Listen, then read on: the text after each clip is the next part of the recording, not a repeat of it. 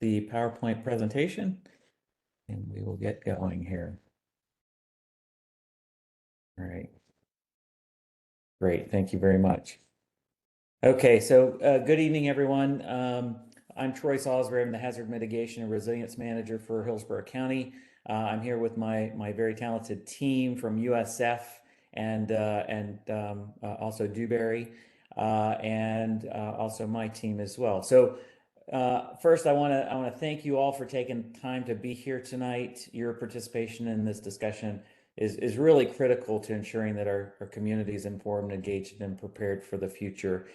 The local mitigation strategy, which we refer to as the LMS, is a federally required plan that helps Hillsborough County, along with all of our partners, our city partners, Tampa, Temple Terrace, and Plant City, identify hazards and develop strategies to reduce their long-term impacts.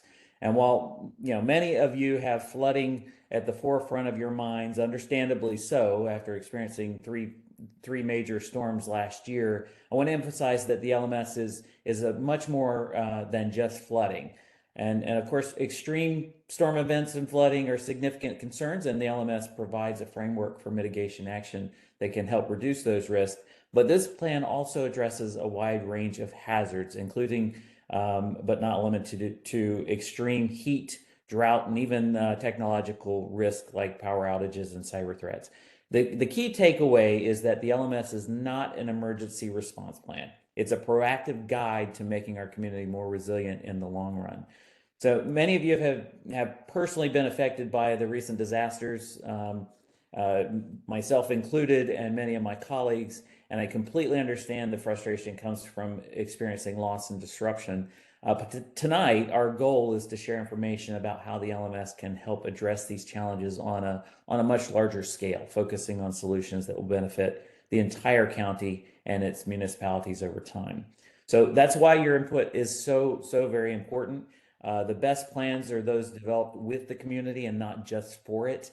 And so we encourage you to review the LMS. We encourage you to ask questions and share your comments or suggestions.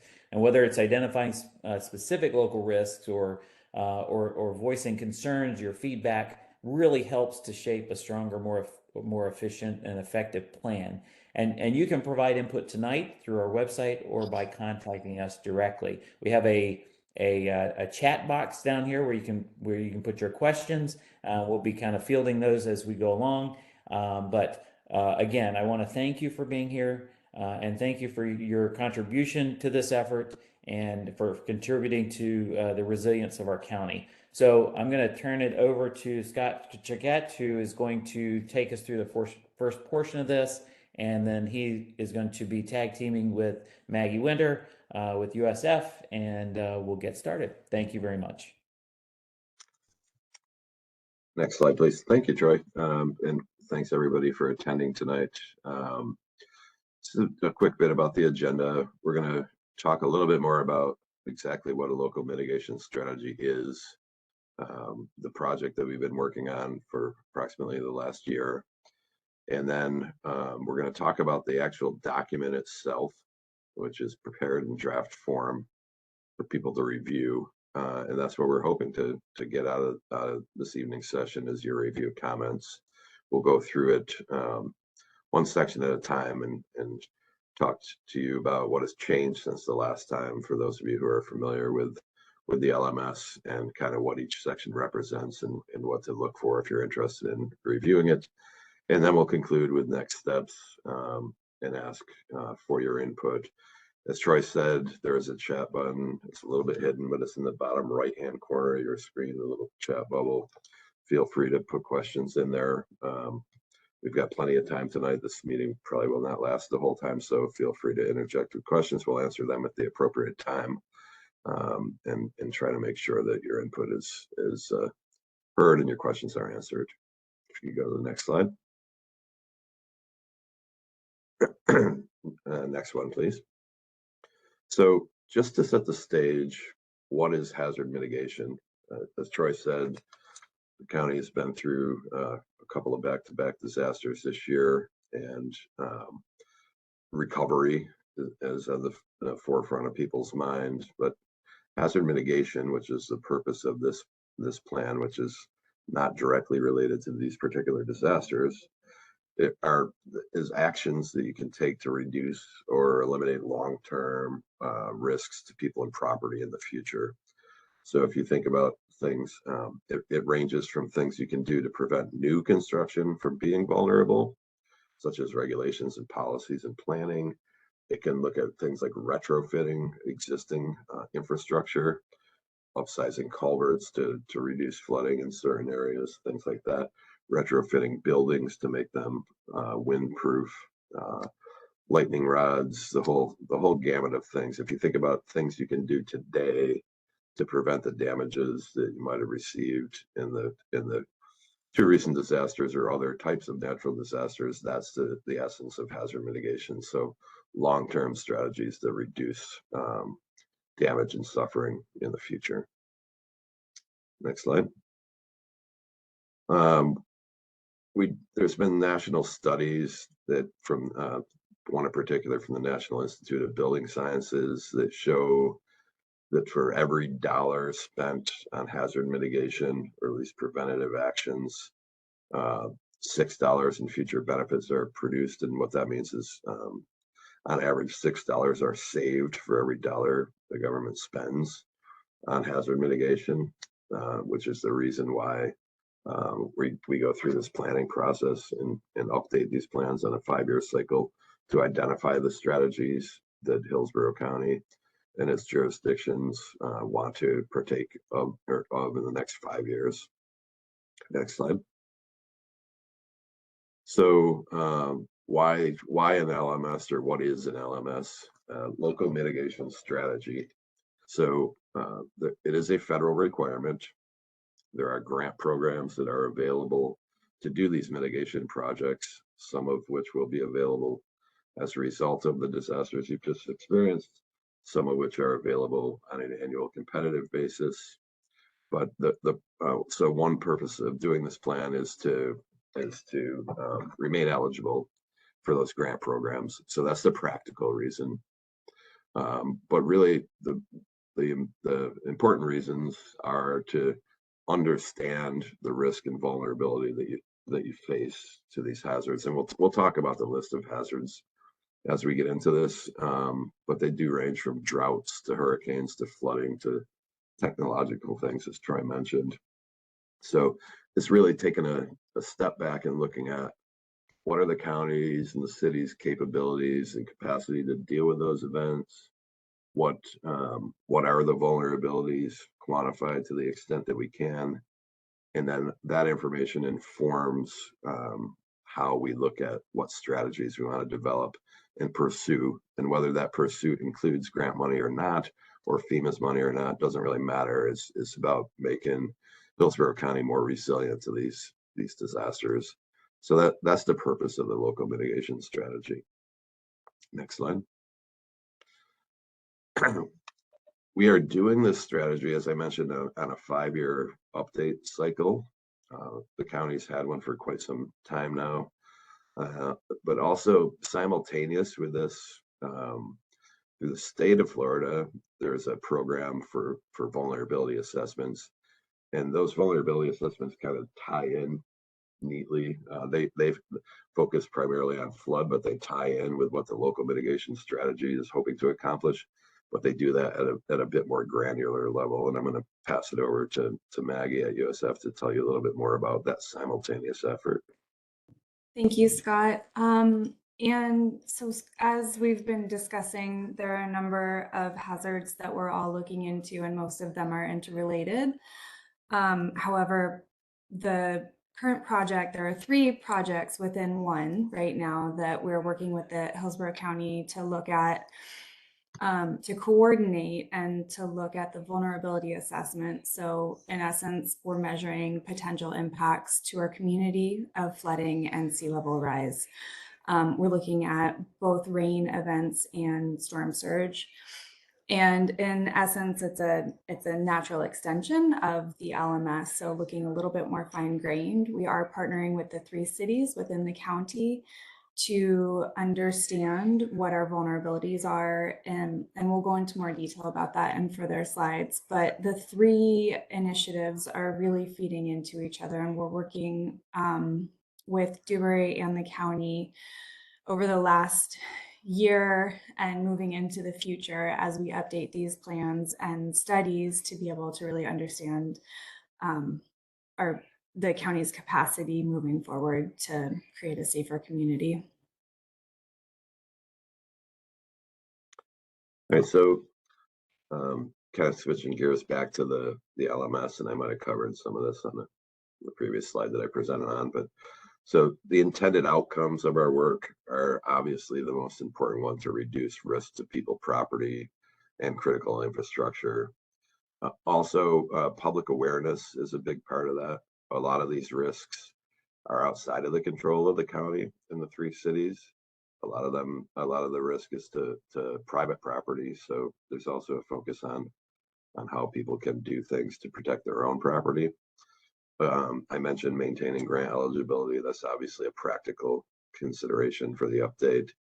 And then there's also a program called the Community Rating System that the counties and the cities participate in. And that community rating system provides discounts on flood insurance premiums for the residents in the community in exchange for doing certain things that are over and above the minimum requirements of the flood insurance program. So this planning process also identifies those activities and addresses some of the requirements of the community rating system to make sure that the jurisdictions remain eligible for the discounts that folks are able to receive due to the good work that everybody's doing. Then also just maintaining compliance with state and federal legislative requirements to update this plan every 5 years, and just generally updating the information every 5 years.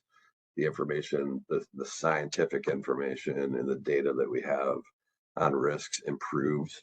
So the intention of local mitigation strategies is to have a continuous improvement process where every 5 years it gets better than the previous plan based on historical knowledge and changing capabilities and better historical data, so that the plan is adjusted to incorporate all that. It also coordinates with the state hazard mitigation plan.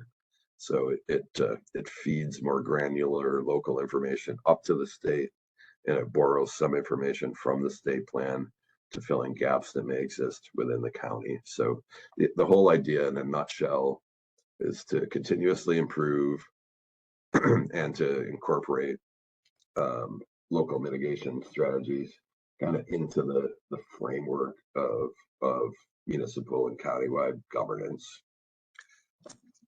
Next slide. One more. So in the timeline, this is the second public meeting that we've had. This project kicked off just over a year ago. I think it was maybe 14 months ago. And we've been through a series of steps. There was a kickoff meeting. There was a local mitigation plan strategy working group. There's been a series of meetings of that working group. There was an extensive public survey from which we received more than 3,400 comments. And then there were various different sessions throughout the counties and the cities where we worked to gather data and update risk assessments and develop mitigation strategies. The first public meeting, we introduced the process and gave people the opportunity to have input to the process. Now we are at the second public meeting where we're going to introduce you to the draft plan and ask you to help us by providing feedback on the draft plan. And then after there's an opportunity to do that, we'll move forward into a final review process where the plan will go up to the Florida Department of Emergency Management for review and ultimately FEMA approval before the jurisdictions adopt it. Next slide, please.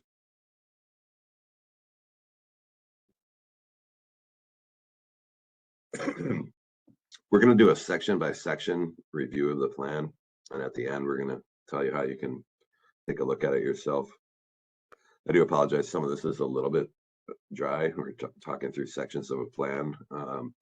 For those of you who are more familiar with the previous plan that was done in 2020, it might resonate more, but we just wanted to give you an idea of some of the things that we updated. So this process is pretty prescriptive. FEMA has guidelines and standards by which the plans have to be developed, and they have to include certain components in a certain planning process. So in the introductory section of the plan, it lays out the purpose, all the things that I've just talked about, what regulations drive this, what assurances the county's making to keep the plan up to date and maintained and implemented, et cetera. And then there's a county profile.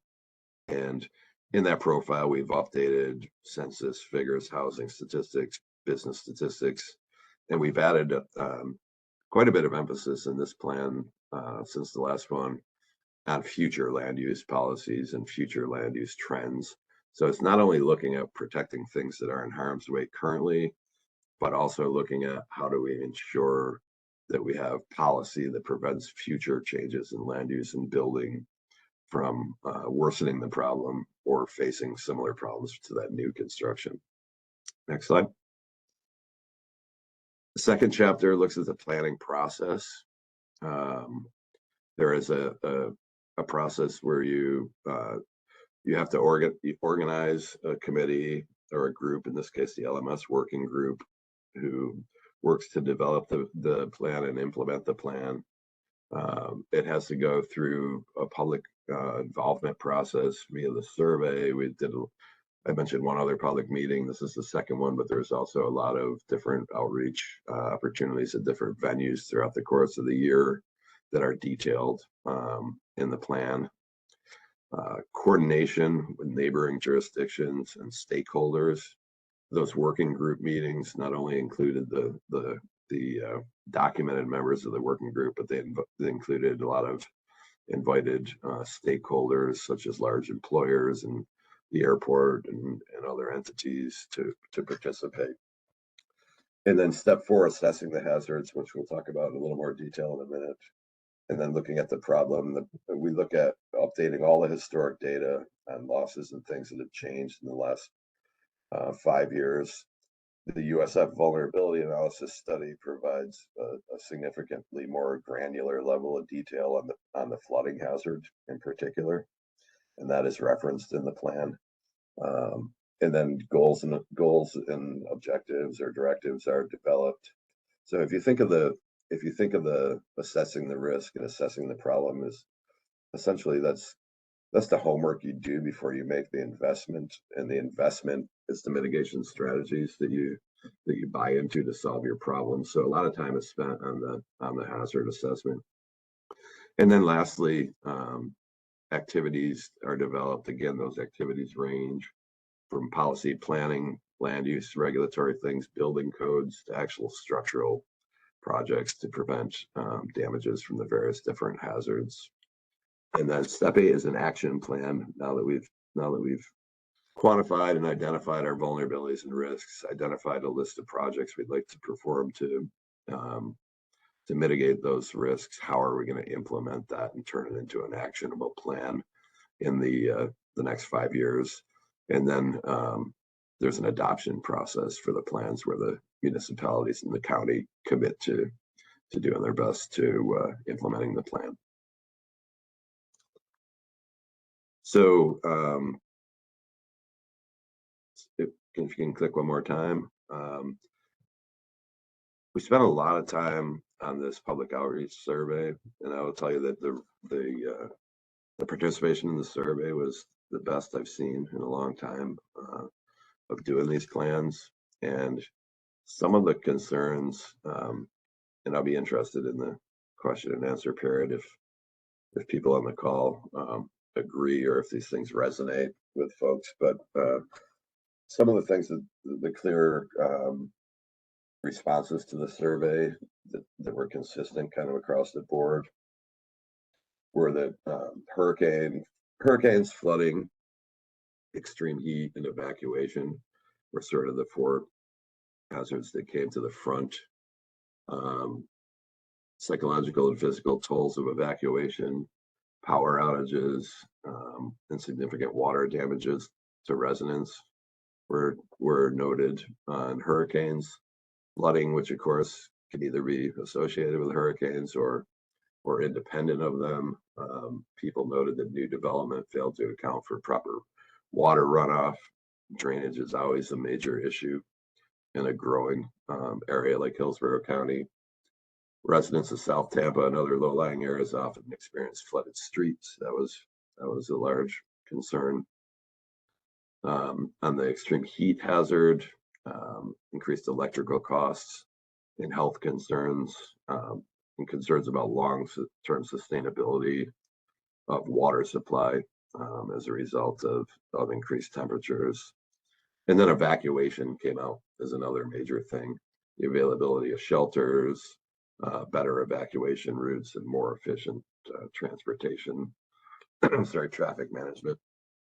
So those things were out of many of the items that came up in this survey, and the results of that are also going to be are available to you, and we'll point you to them at the end. Those are the kind of the highlights. On the technological hazards or hazards not caused by nature, electrical power and internet outages were a concern. Obviously, the COVID-19 pandemic and the economic hardships and other problems that caused. I think if you can click one more time, there's one more box there. Thank you. Traffic congestion issues, inadequate infrastructure planning, and then water and sewage concerns, such as sewer line breaks and water line breaks. And then lastly, cybersecurity. All of those were highlighted as concerns as a result in the survey. Next slide.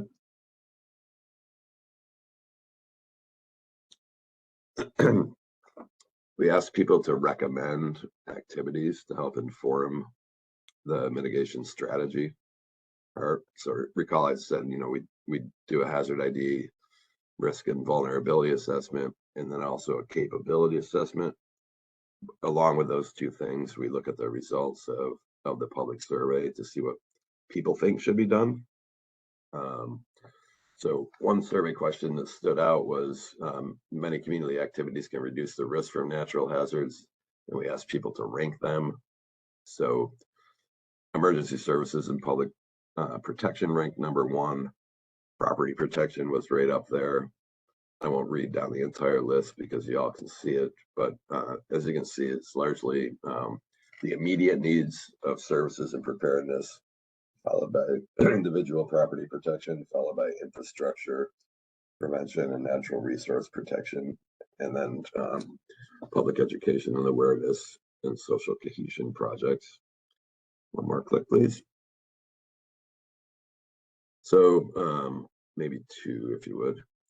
So we bucketed them into different categories, and for emergency response, people asked about establishing community cooling spaces to mitigate heat impacts during hot weather, providing resources and support for homeless people during extreme weather events, enhancing traffic flow and creating additional evacuation routes, and investing in public transportation and infrastructure. So those were the emergency response related priorities that the 3,400 plus respondents identified. Then moving on to infrastructure and development, improving the electrical grid to prevent power outages was hands down the number 1 recommendation. On the flood side, prevent buildings and flood zones, encourage relocation from those areas, and then implement strict zoning regulations to provide future development in high-risk areas are identified as priorities. And then in the environmental protection category, preserving green space, open space, and tree canopies, not only to absorb water, but to provide shade and cooling from heat. Trim and manage trees near power lines to avoid power outages. Promoting the planting of resilient tree species, and protecting and restoring wetlands and mangroves and other natural buffers to absorb floodwater and reduce erosion. So no real surprises in the survey, but a lot of consistency among a high number of respondents.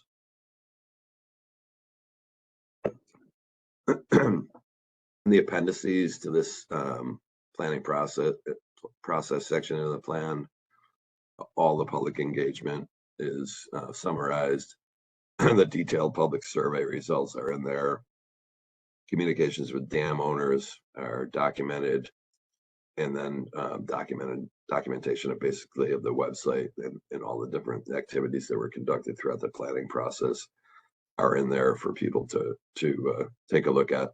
I think probably if you're interested, the public survey documentation would be of most interest to folks to let us know if you agree with those findings. Next slide. The third section is the capability assessment. So what this looks at is not only like, okay, here are the hazards and the risks and the vulnerabilities we face, but how well equipped are we in terms of capacity and capability to address them? And if there's gaps in those capabilities, they're addressed in the mitigation strategy so that they can be filled and improved. Remember, I said continuous improvement is a big part of this. So they're bucketed into 5 groups: planning and regulatory capacity, capabilities, fiscal, political, funding, and administrative and technical capabilities. So all of these, all the communities in the county that participated, Plant City, Temple Terrace, Tampa, and the Hillsborough County, were asked to kind of self-evaluate themselves in these areas, but we also did a literature review of every plan, regulation, community rating system, program details, things that have changed or been updated since the 2020 plan. And as you can imagine, a lot of things in Florida and Hillsborough County and pretty much anywhere in the nation have changed a lot since 2020 to address the changes we've all been witnessing in things like high intensity rainfall events and more storminess and things like that. So out of those plans, we're able to identify a lot of new capabilities, a lot of new science, a lot of new information that we're able to incorporate into the plan. And then administrative and technical capabilities that can range from, do you have experienced engineers on staff? Do you have floodplain management professionals who understand the regulations? Do you have grant administrators who can administer and administer the grants if you're able to receive them? Those types of things. Fiscal capabilities. We looked at things like updated responses to counties and jurisdictions from a questionnaire that we developed, but it looked at everything from like how the jurisdictions raise money, how they pay for these types of mitigation, ranging from capital improvement plans to grants to other utility and charges and things like that. Just kind of seeing what's changed in the last 5 years. And then political capability, just talking about what's the appetite to take on these types of projects in our current environment. And I think that appetite has probably increased dramatically, as it does in most places immediately after you experience an event. So that's what the capability assessment looked at. Next slide. Again, all of the documentation associated with the capability assessment is included in Appendix C. You can see the responses to the questionnaires from each jurisdiction to the capability assessment questionnaire. And you can see a list of the documents that we reviewed, documents, plans, policies, and regulations that we reviewed and what the findings were. So that's all there in Appendix C of the capability assessment section. Next slide. Some of the findings, planning and regulatory capabilities, as I mentioned already, many documents and codes have been published or updated since the 2020 plan. Opportunities for growth across all jurisdictions have been witnessed in emergency management accreditation. Technical capabilities have remained robust with no significant changes since 2020. Again, fiscal capabilities have remained largely the same, with some capabilities being revisited, such as 2023 Special District Tax Program, and it goes into the details of those programs. And then political capabilities have remained unchanged since the 2020 LMS plan. Next slide.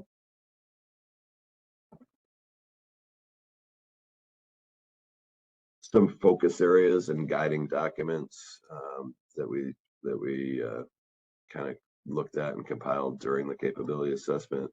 And it's generally, these are not singular plans that we're talking about, but it's kind of like, what is the county been focusing on in the last 5 years? So a lot has been done around community resilience and preparedness. And resilience is very similar to hazard mitigation. It just takes it a step further and includes preparedness and responding quicker and other things like that. But there's been a large focus on it here in Hillsborough County, as there has been nationally in the last 5 years. Flood risk management remains a focus, as witnessed through participation in the CRS program and other things. Emergency response and recovery, improving the county's emergency management capabilities, response procedures, resource management. Again, all these kind of buckets of capabilities are kind of continuously updated in parallel to the updating of this plan. Enhancing and protecting ecosystems, and then future development. So those were kind of a handful of the guiding focus areas that we found in this particular update. Next slide.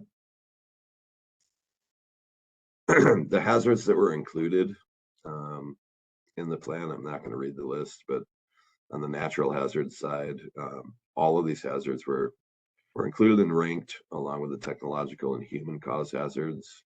So from flood to wildfire, tsunamis, tornadoes, droughts, and the impact of those on agriculture.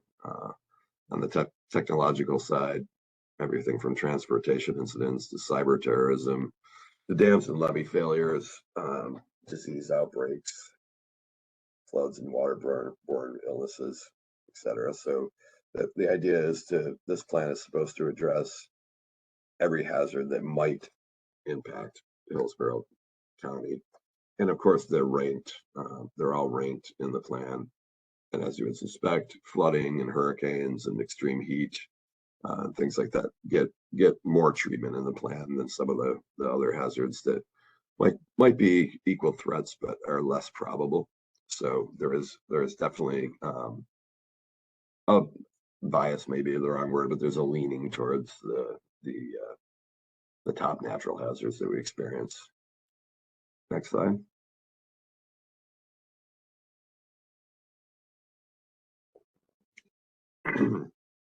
Apologize, my voice is having a hard time keeping up to me tonight.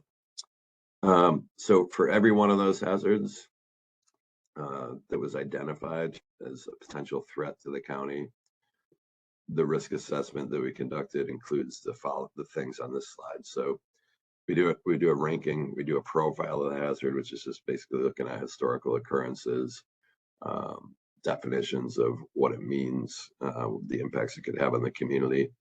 We look at climate change and what the impacts are and if they're impacting the particular hazard. We look at location and extent of occurrences.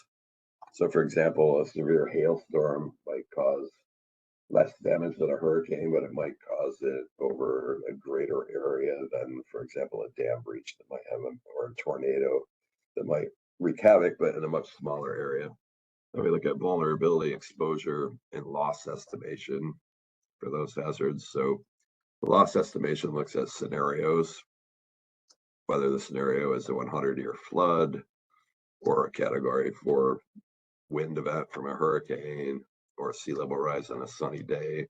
We try to quantify what's in harm's way and what exposure there is, and of all the infrastructure and buildings and people that are exposed, what a dollar damage figure might look like for that particular scenario, for that particular hazard. We look at probability of future events, largely based on historical data, what the potential impacts might be, and how it integrates with the state hazard mitigation plan. And so we do all of those things for each of the hazards on the previous slide. Next slide, please. And all that is in section 4 of the risk assessment. So some of the things we updated this go around. We use more recent data to conduct the assessment, updated methods for priority risk indexes, and looked at improving the lists and maps of physical assets. And Maggie will talk more about some of those assets in a few minutes.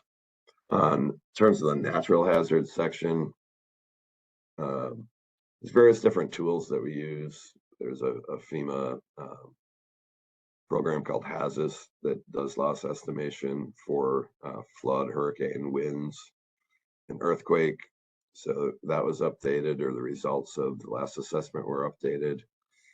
We use FEMA's National Risk Index, which looks at risk in a variety of different ways from a variety of different hazards at the census tract level. And that's included and quantified in the plan. And then per the 2023 FEMA guidance, we enhanced the discussion of climate change and the impacts that is having on hazards like flood and heat and increased numbers of storms.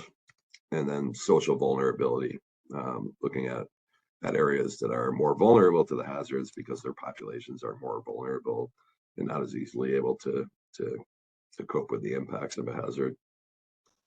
For the technological hazards, this is basically a refresh of the risk assessment done the last go around with any new data, new historical information we had.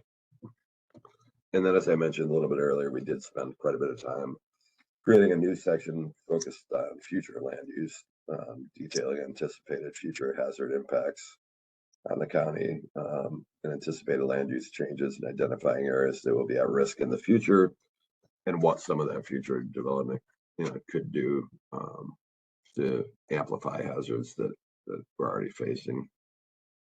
So that's a brand new section of the plan. Next slide. Again, for the appendices, if everything is summarized in the document, but in the appendices, all the detailed data from the HAZIS, from the National Risk Index, and the critical facility and community lifelines that we intersected with the hazard areas, all of those details are included in the appendix for the risk assessment section. Just a couple of samples of updates. So tropical cyclone, which is the hazard that includes hurricanes and tropical storms. We updated storm surge data from the National Hurricane Center and did exposure analysis with that storm data to look at what's at risk. We updated the HAZIS loss estimates by inflating them to 2024 dollar values. We updated the history. We updated the substantial vulnerability analysis within those surge areas. And then we used the Justice 40 climate and economic justice screening tool as required by the guidance to look at the vulnerable populations in those areas. And we looked at probability based on historical occurrences to determine that there's the average tropical cyclone per year. And that's a kind of a broad definition. The probability is 2 per year. And then the annualized losses and exposure from HAZIS is broken down into building losses, content, inventory, capital related losses, and the others, wages and rental income, etc., as you can see on the list. And that's all broken down at the census tract level in the plan for that hazard. Next slide. Similarly, for a severe storm, we updated the history, incorporated the National Risk Index data findings from FEMA, And then also looked at the impacts of climate change and social vulnerability and refreshed the probability based on those occurrences and the expected annualized losses from NRI. And you can see in that table that those expected annualized losses.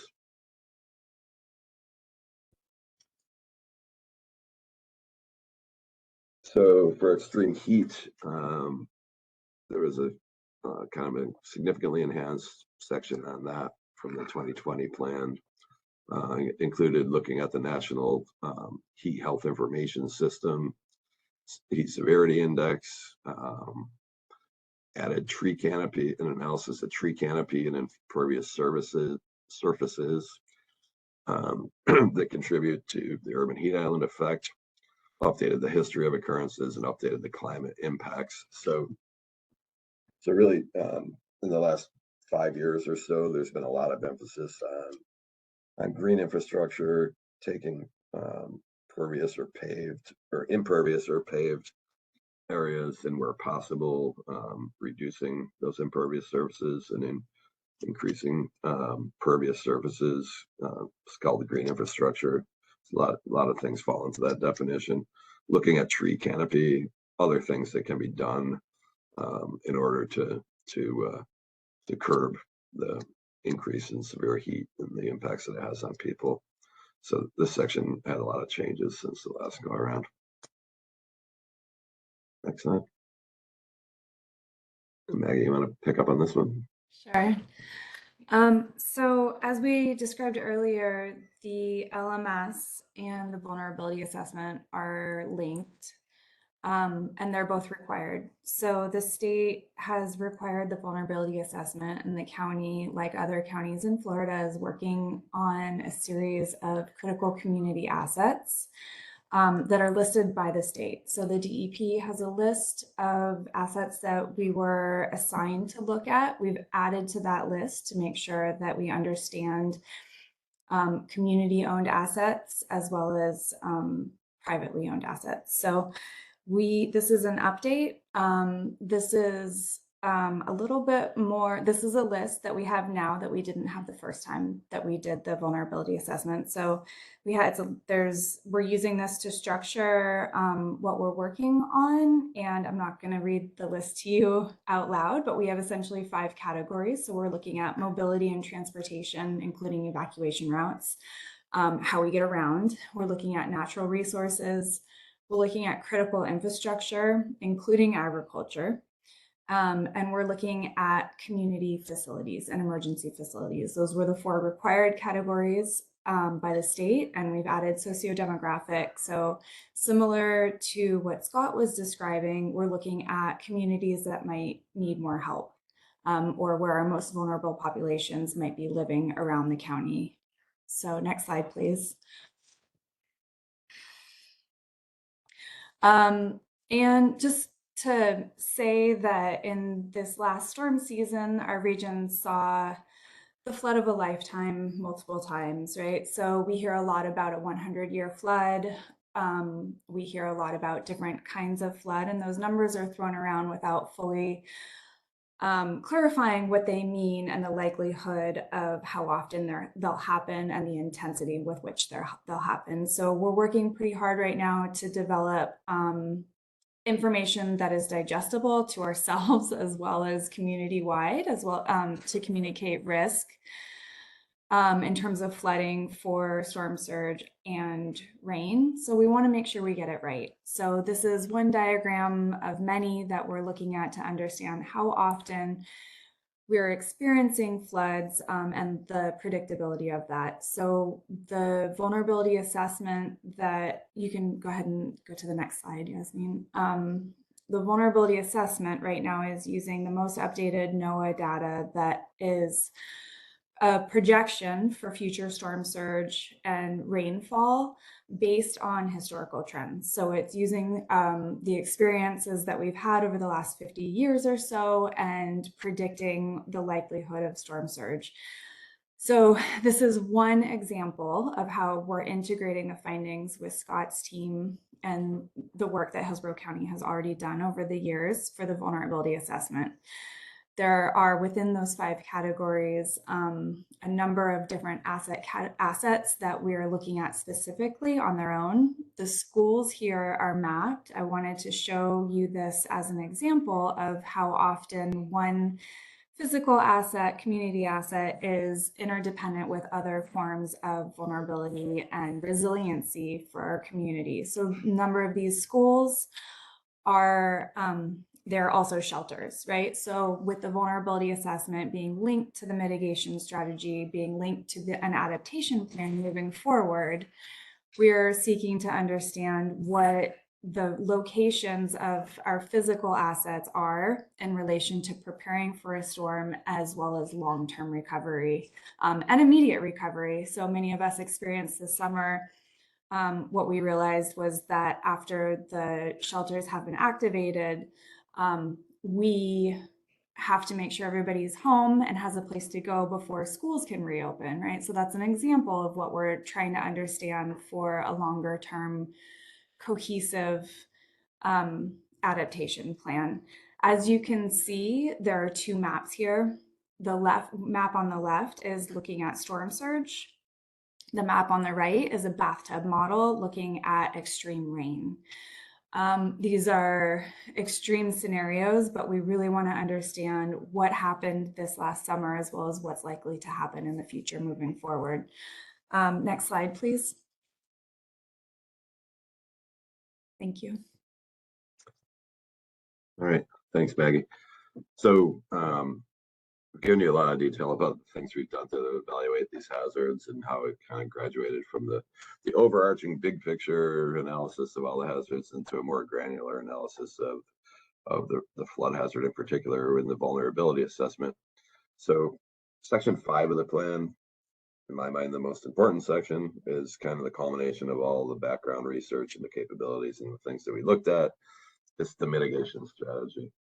And similarly, in the work that USF is doing, there'll be an adaptation strategy, and there may be some overlap in the two, and hopefully they will, hopefully the LMS will inform the vulnerability assessment and adaptation strategy, and vice versa, and that's okay. The more places it's documented where we want to do these things, the more likely the chances are of them happening. But section 5 of the plan is the mitigation strategy. So it looks at, how do we do from 2020 to 2025 with implementing those strategies, and the answer is pretty well.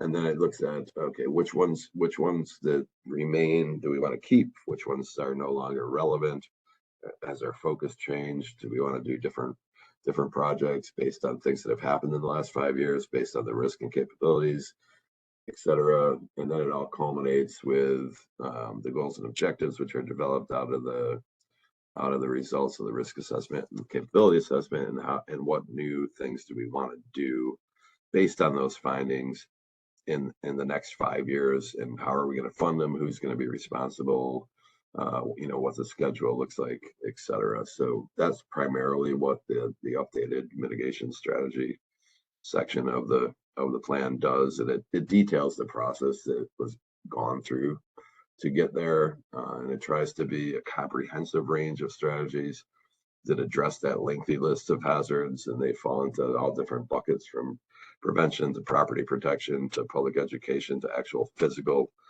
projects and policies and emergency services, etc. So it's a lengthy list, and it also calls out projects not only for Hillsborough County, but specifically for the cities of Tampa, Plant City, and Temple Terrace that are specific and unique to their jurisdictions.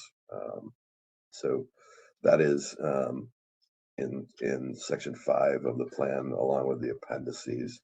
If you can go to the next slide. In the appendices, there is a lengthy table of projects, again, assigned by the county, or assigned to the county and the jurisdictions. And then there's also mitigation initiatives, which are not specific projects, but different growth areas that the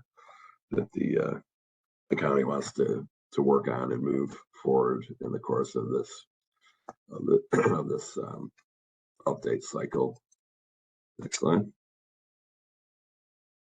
So, as I mentioned, the mitigation initiatives are, a couple sections looking at current mitigation capabilities, and then potential strategies that were not ready to be developed and put into this plan, but that will be looked at over the course of the implementation period of this plan.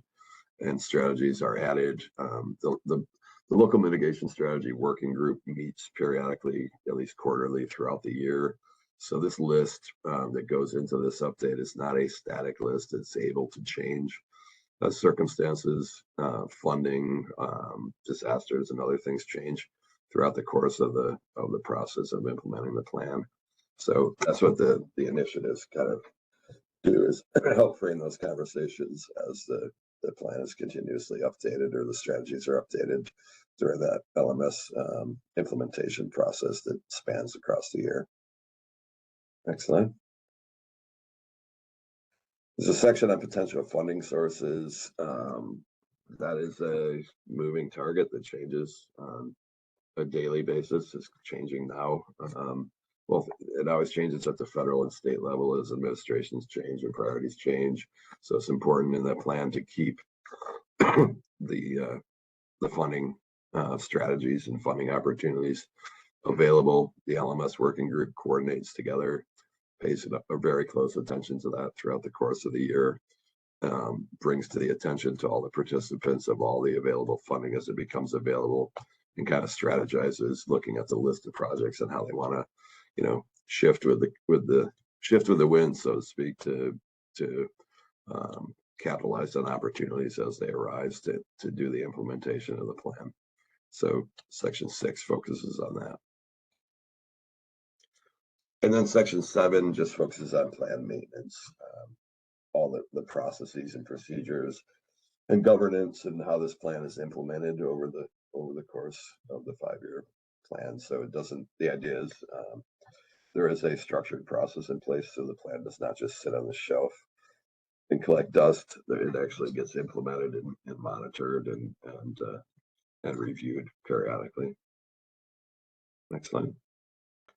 In the plan maintenance appendices, again, there's the annual LMS update forums for FDEM, where the county and the cities send formal updates to Florida DEM to show progress and ask for the opportunity to make changes to the plan on an annual basis, and that's all documented in the appendices.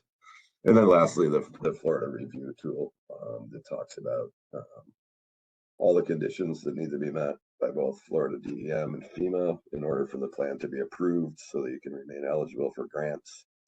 And then each time when they do that review, there's typically some recommended changes and considerations to be made during subsequent updates. So that's available to be viewed in Appendix E.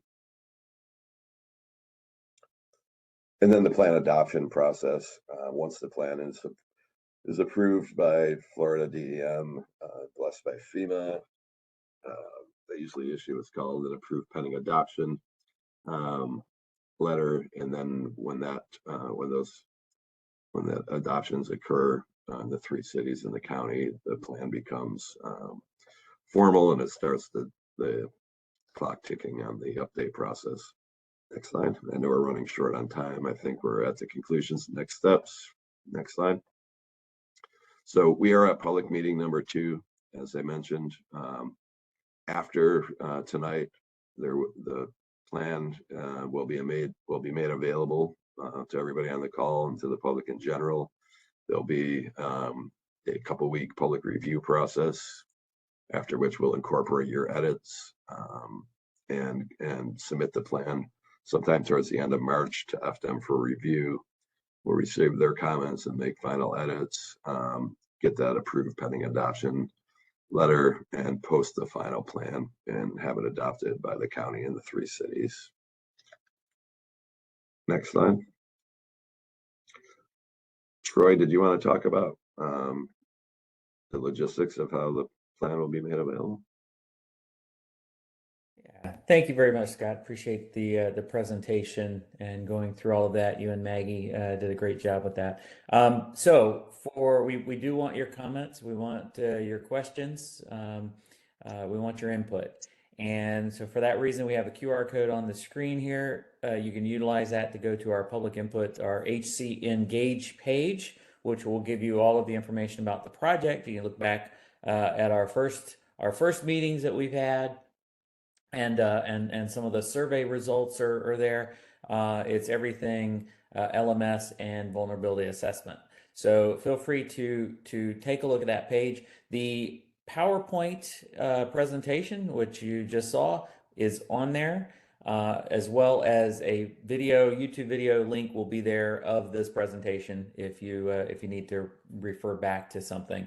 And so that will be there along with the LMS plan. So you'll be able to see the draft, go on the draft, read through that, look through it. If you have any questions or comments, please, you can email us at hazardmitigation@hcfl.gov, and we will be collecting your comments, and we will take those into account when we finalize our plan. So that's really all I have there. Maggie, Scott, you have anything more to add? I do not. I thank everybody for your time and encourage you to give us your input and feedback, and apologize one last time for my voice going in and out through the whole presentation, but I appreciate everybody attending. Yeah, so yes, thank you very much. And thank you again to everyone who attended our meeting. We really appreciate it. It really makes a huge difference for you to be involved and to be engaged. It really does help us to create a much better plan as we move along, especially with so many severe storm events that are hitting us, and so many potential impacts. We want to be more resilient in our community, in our county, and our cities, and so this is the way to do that. So thank you very much to everyone. Again, the plan is going to be on the HC Engage page. If you don't see it there now, it will be there here very soon. If not tonight, it will be there first thing tomorrow morning, and then you can go through that at your leisure. You'll get 2 weeks to give us comments on the LMS document, and then we send it to the state for their review of our draft, and then we'll make changes from their comments. So thank you very much, everyone, again, for participating. We really do appreciate it. Thank you. Thank you.